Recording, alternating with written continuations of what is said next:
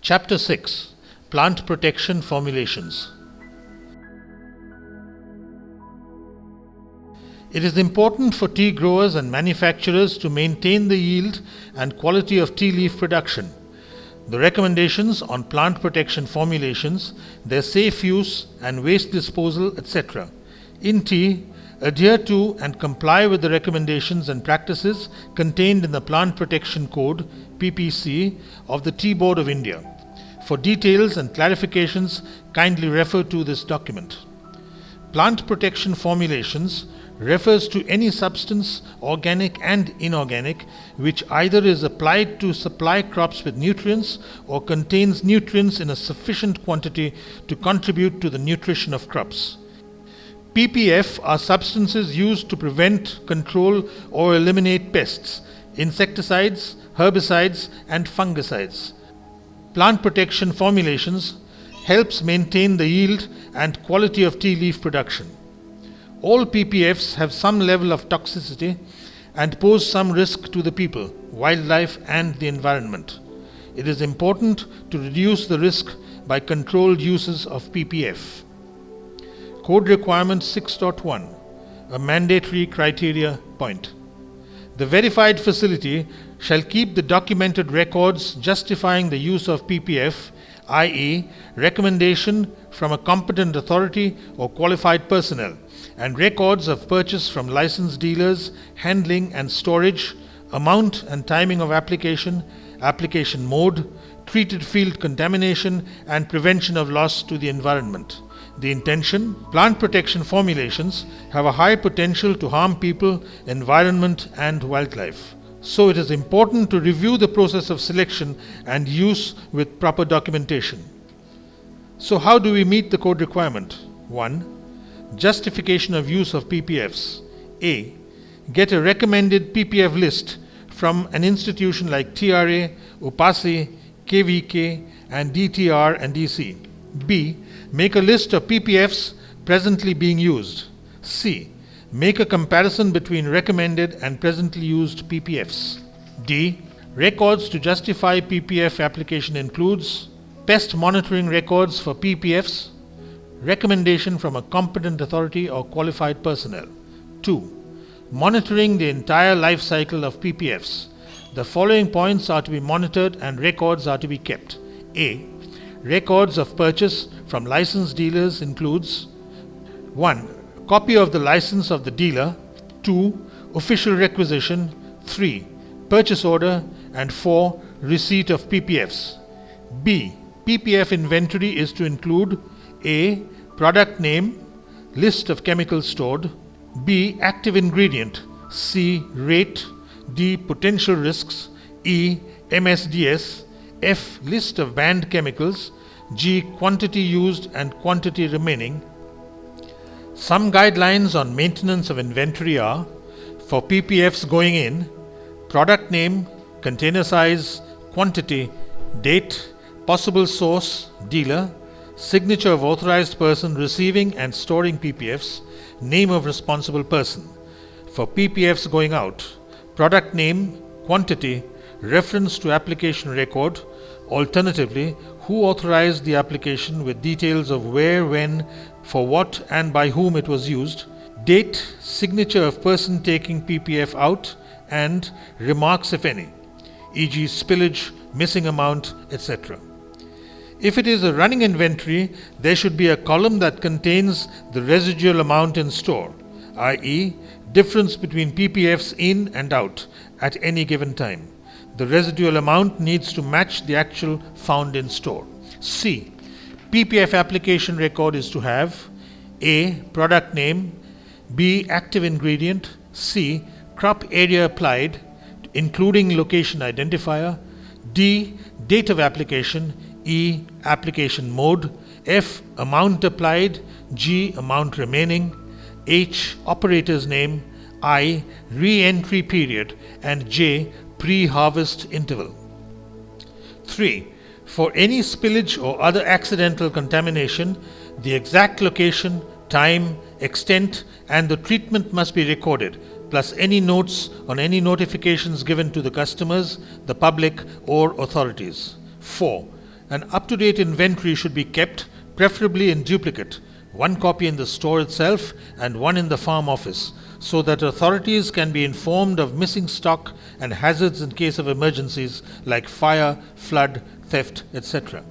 5. A responsible person is to be assigned to keep the records.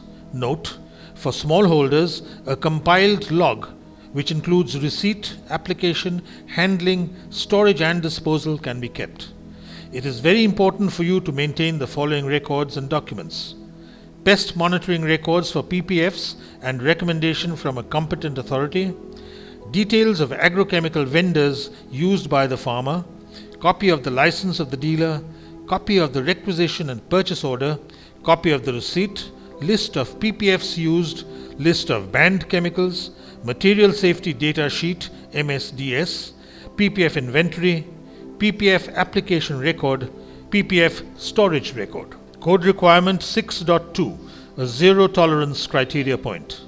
The verified facility shall not use any PPFs that have been banned by the central and state government or its affiliated bodies. The intent: prohibited banned list include PPFs that would leave unacceptable or illegal residues if used on the crop. It is a point of concern as it would also create real and long-term health or environmental problems. What you must do to meet the code requirement: 1. Have a prohibited list of PPFs. 2. Banned PPFs include the products forbidden by local legislation. Refer T-Board guidelines. 3. Check PPFs to ensure that they have not become illegal or banned under any quality control or certification system in place. The check procedure, interval, date required, and methodology is to be established. For example, during indenting, the storekeeper can check against the prohibited list and the date of expiry. 4. Check the usage limit of each PPF application. 5. If illegal or banned pesticides are found, try to get suppliers to take them away. Need to add how to dispose of such PPFs if suppliers do not take them back. Inform the buyers of your produce so they can take appropriate food safety precautions. You must always keep a record of this list. List of prohibited PPFs. Code requirement 6.3, a mandatory criteria point. Implementation of a plan for the verified unit shall follow the PPC to gradually reduce the use of hazardous agrochemicals.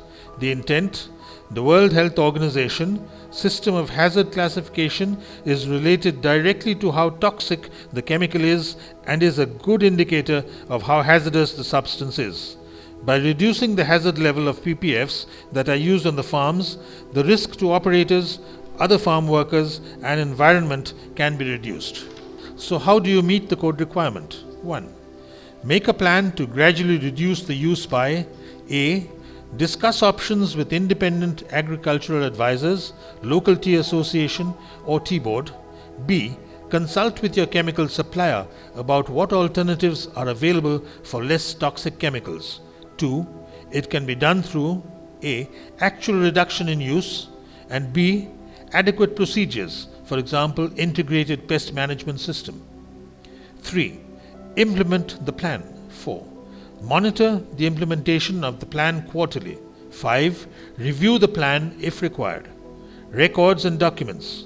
Plan to reduce the use of hazardous agrochemicals. Code requirement 6.4. The verified facility should demonstrate a plan on an integrated pest and weed management which promotes the use of physical, biological, mechanical, and cultural control methods and the least possible use of agrochemicals. The intent: the objective of IPM is to adopt cultural, biological, mechanical, physical, and other strategies to reduce the dependence on agrochemicals and have a balanced profile of pest and weed management. In fact, dependence on agrochemicals not only enhances the risk to people and environment but also increases cost. What you should do to meet the code requirement: 1. Identify the key pests: an insect, mite, disease, nematode, or weed that frequently results in unacceptable damage and thus typically requires a control action. Understand their life cycle and establish their action thresholds. This list is to be kept updated. 2. Identify the possible methodologies, controls in the area. 3.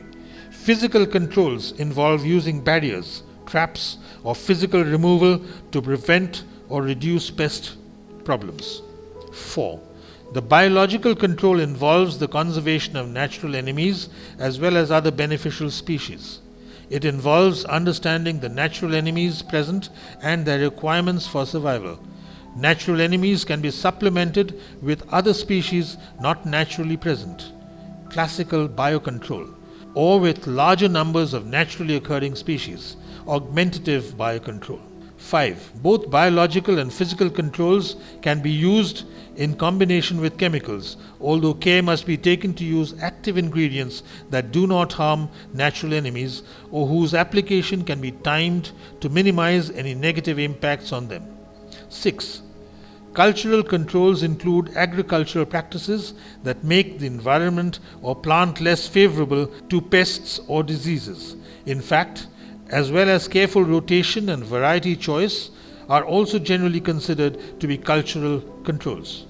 Note: one of the most effective cultural controls is to keep plants in good health by changing soil pH or fertility levels, irrigation practices, amount of sunlight, or temperature. Please check reference material for examples of each of the 3 controls: physical, biological, and cultural. 7. Evaluation of methodologies for use in the plantation. 8. A plan detailing the practices required for IPM is to be prepared and implemented. 9. Responsibilities, by name or by job title, must be clearly assigned for planning and carrying out pest control and for implementing IPM. 10. Implement and monitor IPM. 11. Review the plan if required. Records and documents. IPM plan. Records to show effectiveness of controls.